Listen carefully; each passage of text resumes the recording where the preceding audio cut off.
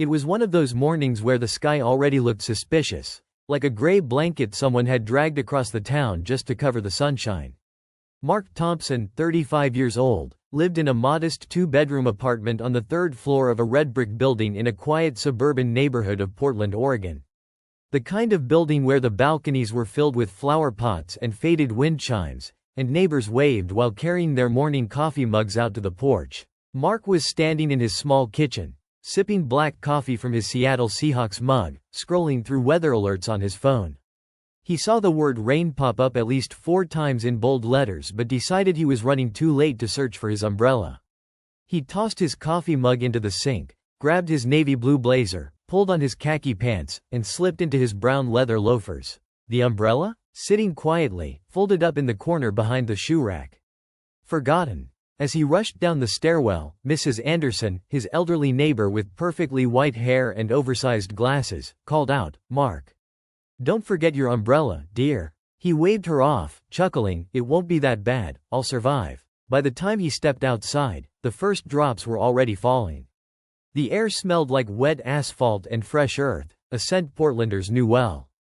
Cars drove by with wipers working overtime, and kids at the bus stop laughed as they tried to hide under oversized backpacks. Mark pulled his blazer tighter around him, muttering, "Great. Just great." But as the drizzle turned into a downpour, something inside him refused to panic. Yes, his hair was plastering to his forehead, his blazer was quickly darkening in patches, and his loafers were already squishy with water. Yet, walking down the street, he realized he had 2 choices: complain like everyone else, or embrace it. And for reasons he couldn't quite explain, he laughed. The rain was cold but refreshing, inconvenient but oddly liberating. It didn't care about deadlines, bills, or meetings. It simply poured, washing the sidewalks clean and reminding everyone that sometimes life's best moments come unscripted. By the time Mark reached his office building downtown, he looked like a man who had lost a fight with a car wash. His navy blazer clung like wet paper, his khakis had turned 2 shades darker, and his brown loafers squeaked with every step. The lobby was crowded with coworkers shaking their umbrellas like they were competing in synchronized swimming. People stood around in neat little dry circles, talking about the weather like it was breaking news. "Can you believe this rain?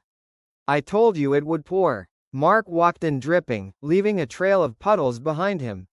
The receptionist, Hannah, a 20-something with sharp eyeliner and a sarcastic smile, looked up from her desk and raised an eyebrow. "Umbrella?" she asked flatly. Mark grinned, shrugging. "Forgot it." "Of course you did," she muttered, tossing him a handful of paper towels from behind the counter. He dabbed at himself hopelessly, but the paper towels disintegrated faster than they helped.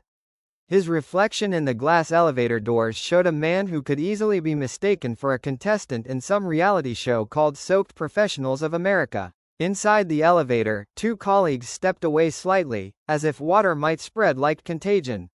Mark just chuckled. "Don't worry, it's only rainwater.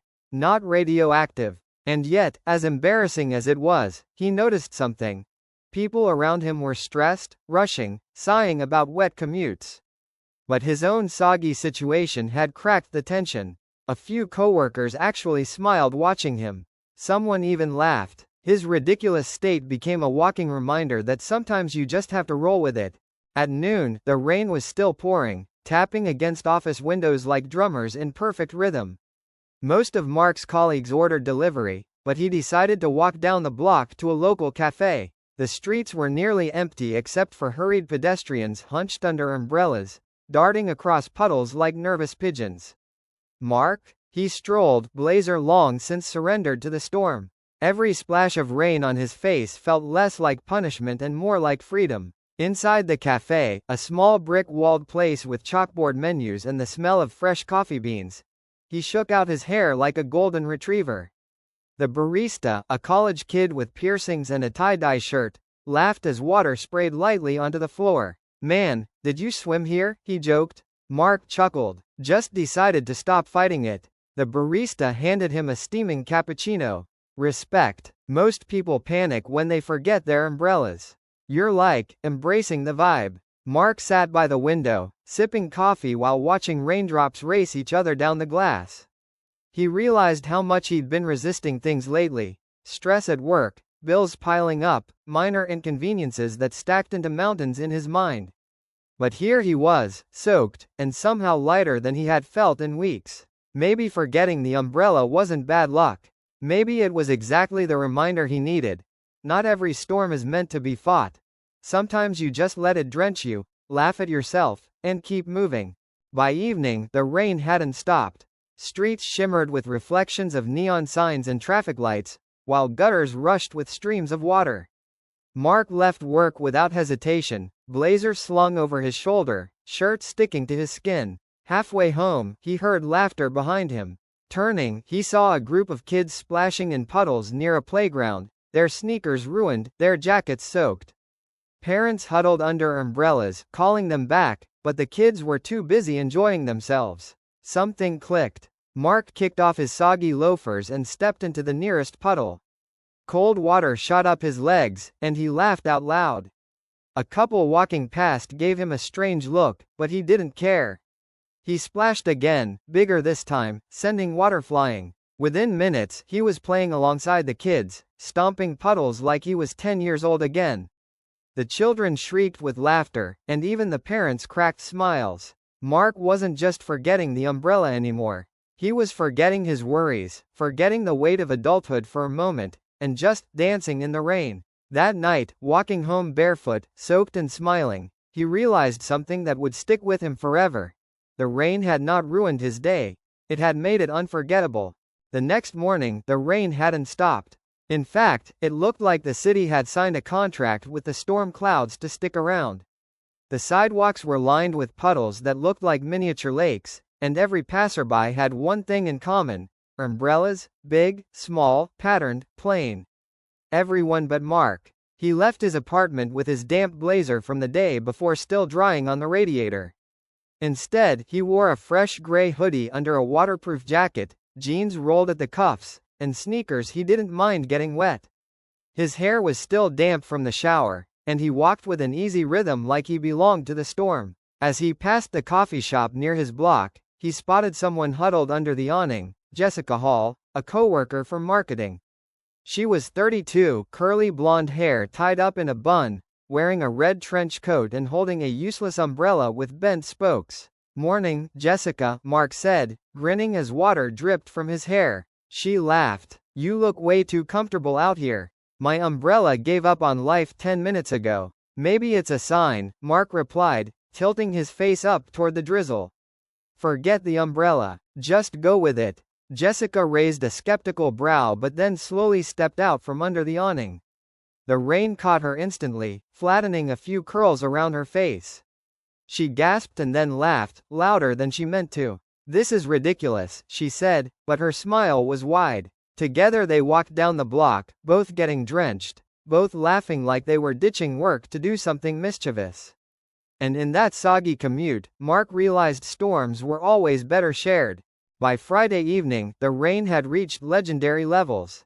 Streets were flooded in patches, cars sent waves across intersections, and everyone was complaining, everyone except Mark. His apartment block had planned a small Friday night gathering weeks before.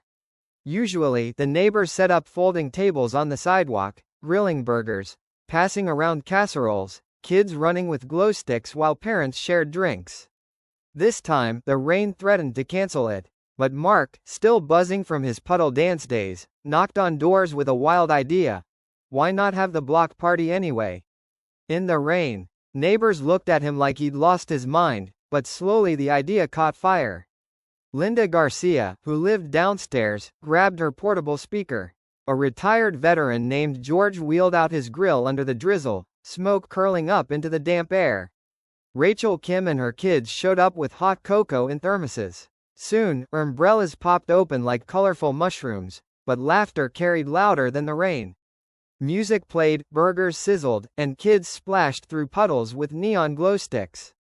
Mark and Jessica were in the middle of it, dancing under the downpour, their shoes long since ruined. Something magical happened on that wet street. Complaints turned into laughter, ruined hairstyles turned into funny stories, and soggy burgers tasted better than gourmet meals. The rain hadn't stopped life. It had made the evening unforgettable. That night, Mark returned to his apartment soaked to the bone, shoes squelching with every step. He lined them up by the radiator, next to the blazer that had barely dried from 2 days ago. The apartment was quiet except for the rain ticking softly against the windows. He brewed a cup of tea, the steam curling in the lamplight, and sat by the window in his small living room. He thought about how the week had started, rushing, grumbling, annoyed at the inconvenience of forgetting an umbrella. And how it ended, with laughter, dancing and puddles, neighbors bonding like kids again. He realized the umbrella wasn't the problem, it was the symbol. The umbrella was the illusion of control. Forgetting it forced him to face the storm without protection.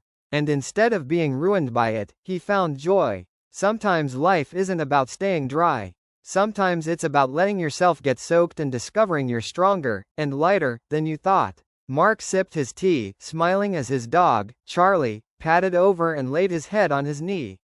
The storm outside no longer felt like an enemy. It felt like a reminder. Dance anyway.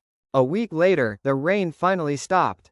The sky cleared, sunshine spilled over rooftops, and sidewalks glistened from days of soaking. Mark walked out of his apartment, this time actually carrying his umbrella. Mrs. Anderson from down the hall spotted him and chuckled. Finally remembered it, huh? She teased. Mark twirled the umbrella like a sword and laughed. Yeah, but here's the thing. I don't really need it anymore. And with a grin, he closed it and slung it over his shoulder.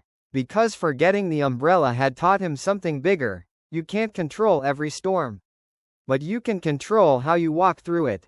You can grumble, or you can splash. You can sulk, or you can dance. And in the end, the storms you thought would ruin you often become the ones you'll never forget. So, the next time the rain comes down and you're caught without an umbrella, don't curse the sky. Smile, step forward, and dance in it anyway.